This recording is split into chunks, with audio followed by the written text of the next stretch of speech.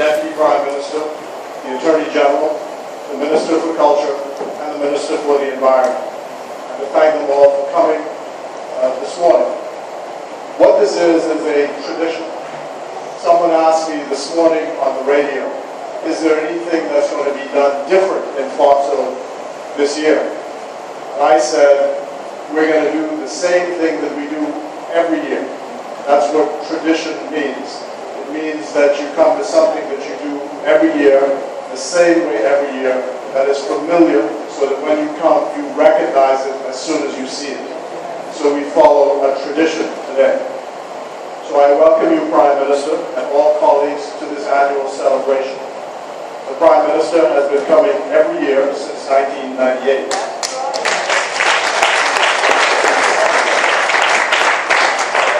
And I'm pleased to welcome him back again. Today, we remember Deacon Eddie, who was not here with us this year, Shanique Sands, Eric Morrison, Shaquille DeMeritt, whose picture I wear this morning, his mom just gave me this shirt, and Claudino Davis. Those are the four people of Fox Hill who were shot and killed on Freedom Park on the 27th of December last year. Life takes twists and turns, but we must, no matter what, do the things that make for peace and build up the common life. Today, we mark Fox Hill's Day, which we've been doing since the 1870s. No, it is not true. And I saw this again in the newspaper this morning. It is not true that the news took 1 week to get to Fox Hill. That is not true. It is simply, this day is a separate tradition. The late Dr. Cleveland Edius spoke of the trek which the people of Baintown used to make to Fox Hill to mark this day. Dr. Bernard Dodge, who is now the representative for Baintown, wants to restart that tradition next year.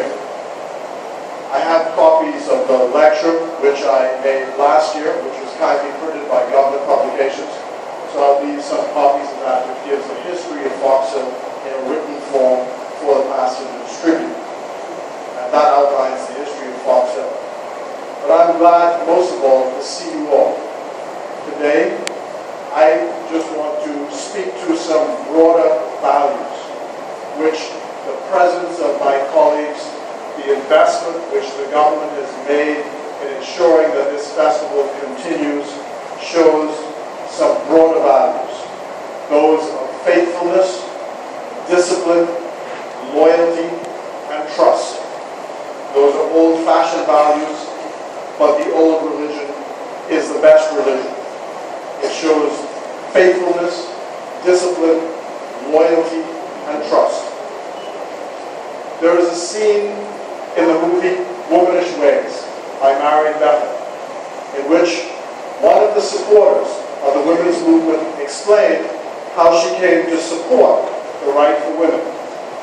She was a member of the Elks in the 1950s, and women, as you recall, could not vote in the 1950s.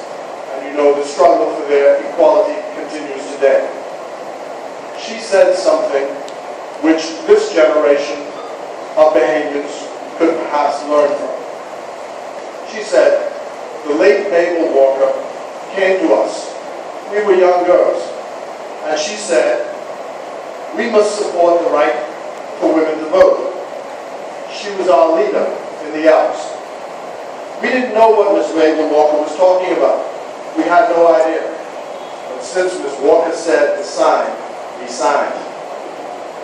That is loyalty, faithfulness, and trust. And that is what leadership is supposed to enjoy.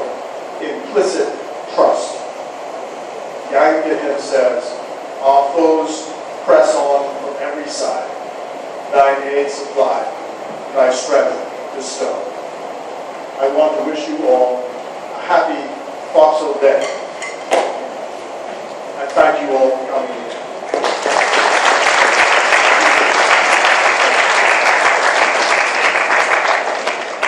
Before calling the Prime Minister, I would wish to do two things. I want to announce that with the leave of the government, and thanks to the government and to our first round of appointments of justices of the peace for the area of Fox Hill. And we've tried to ensure that this is spread around and there will be at some point a future round. And so today I'd like to announce for St. Paul's Baptist Church that the Reverend George Brody has been appointed as justice of the peace. Yes, sir.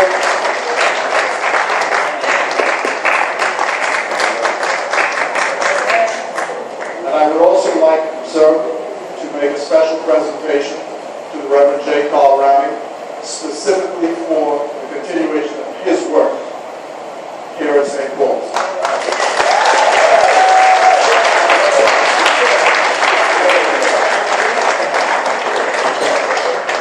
I want to make sure this is specifically for the work of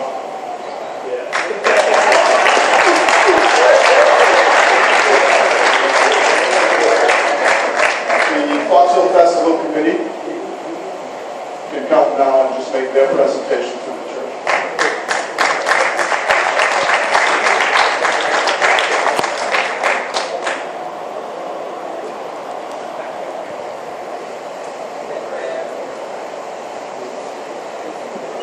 Good morning, church, and happy Fox Hill Day to all.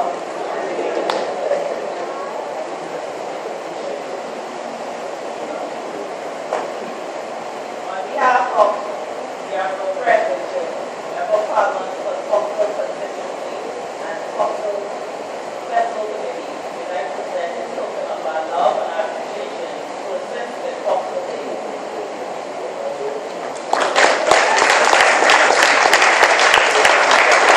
Now, my pleasure, first to call the Deputy Prime Minister to say a few words.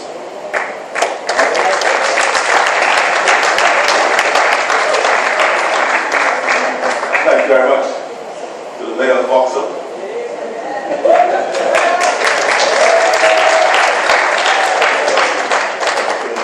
Our Prime Minister, parliamentary colleagues, and to Foxhillians. You know, if there's one champion for what I call memories, that champion will be your MD, Fox Hill, my Minister of Foreign Affairs, Fred Mitchell. Why I say champion of memories is for this reason. We all have memories. When we are born and we think about the past, every time we think about the past, we think about memories. Sometimes what we remember is what shapes us. It is what shapes us. It will make us who we are as a people. But think about it. A lot of memories are interred in the bones of many of our forefathers and ancestors when we be honest. I think one way of reviving and keeping memories alive is having events such as this. Because this is what connects us to where we came from and it shapes who we are and also points to where we ought to be going. And so when your minister said this morning that we're going to do the same thing that we've been doing year after year, that's what we're doing, is continuing the memories. So it's not interred in our bones. So when your mayor was a little boy running around in Fox Hill, as he would say, shut tail, what he did then, he continues to do today. And that is why Fox Hill is what it is today. So that it is, let's keep the memories alive, because that will continue to shape us, keep us as a people where we are. And it helps, as he said, that helps us with things that are good. And we all will be building a common life and building a good nation. Thank you. Happy Fox Hill. Thank you, Deputy Prime Minister. And now it's my honor and pleasure to call on our Prime Minister. Please stand. Thank you very much.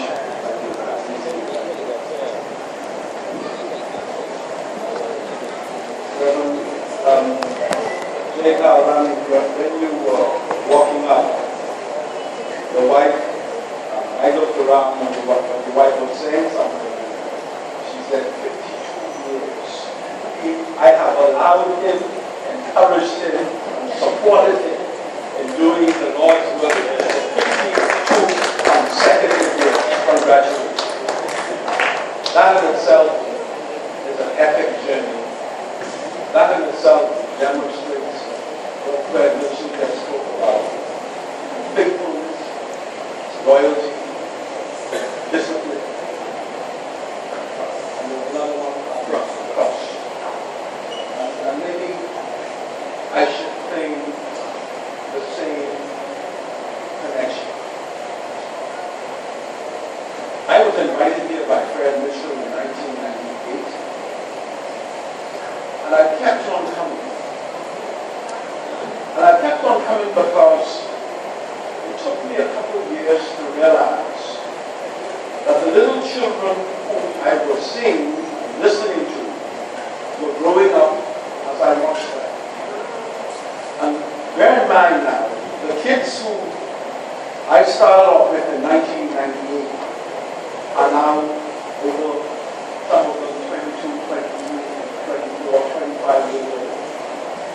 And as we came up, we watched them grow older, and we got new kids coming and take their place. And so the history that we are here celebrating, we've watched it unfold as participants. And it is necessary to have a commitment for that. But I want to personally, therefore, recognize how very loyal and how very faithful Fred Mitchell, as a member of Parliament, has been to the Fox Hills communities, worshiping and celebrating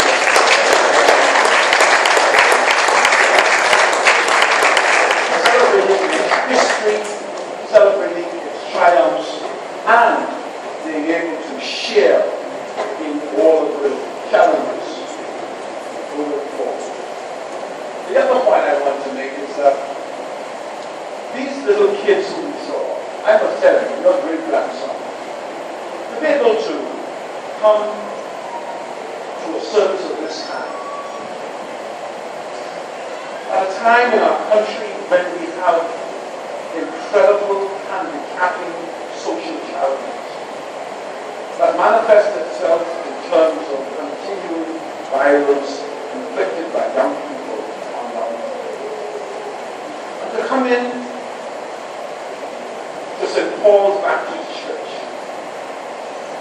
and to share in the innocence that we have here with us, and to see it being displayed and to feel it as you hear the singing, and to feel it as you watch, until watching at the whole world in his hands, and to watch that.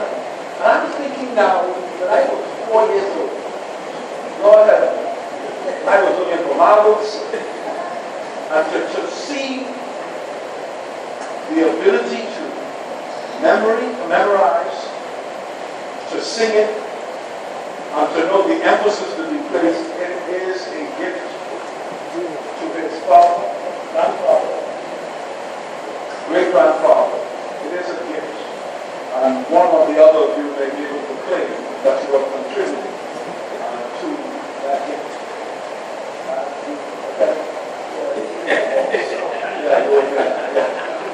I'm told that it really comes from the matriarch, right? The great-grandmother. But truly I want to be able to recognize that when we have these children who are here talking, reciting, acting, singing, think of 10 years from today, 15 years from today, when they're at college, they're at university, and they could be able to come in as parents later on and continue this tradition that has been going on and on and on. And so I want to be able to say to Mr. Mitchell that when they ask you, are you going to do the same thing? Yes, we're going to do the same thing the same way.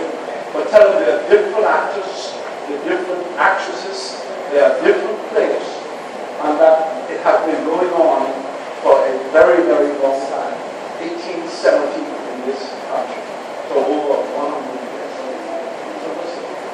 therefore really feel pleased that to the extent that I have been able to, as a leader of the opposition, firstly, in 1998, as Prime Minister in that period 2002 to 2007, as the leader of the opposition in that period 2007 to 2012, as Prime Minister again in 2012, and by the grace of God.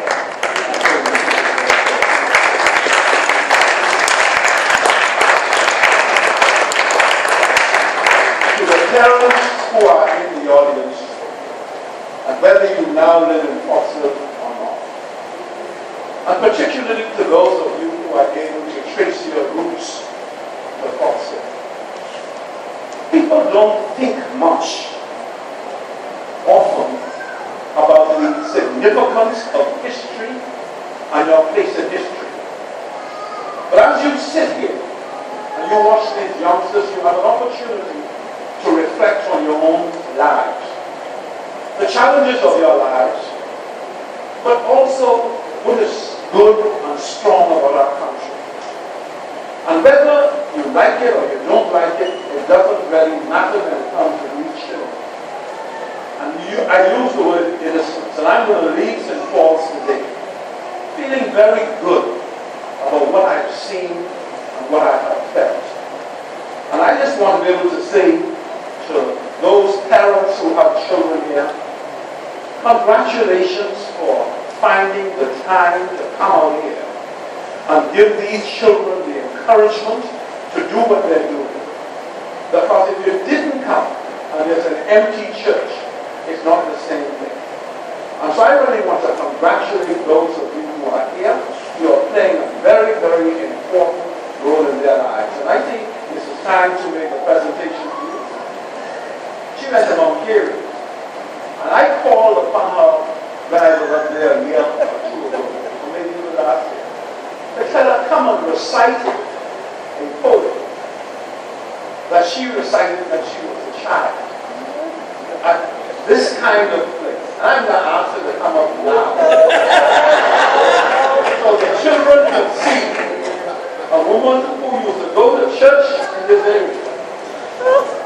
With the grandson sitting next to her, I want her grandson to see his grandmommy come up here. And I want the children to see that one day they can be just like Mrs. Tan.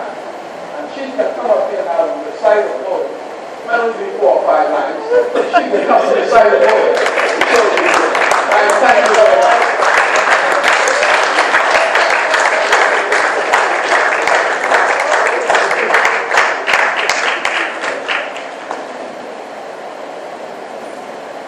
I'm going to recite my very, very first poem that happened over 50 years. I was in the Chinese. I'm going to recite my very first poem over 50 years ago. I'm not going to say how much over 50. But it was my very first one that I did in Montclair Church. There was a window actually that was staying straight in my face. I just stood right there and stared straight to that window. Like basically on the outside. So it's went like that. Most of you may know it. Roses on my shoulders, slippers on my feet. I am mommy, black-eyed baby. Don't you think I'm sweet?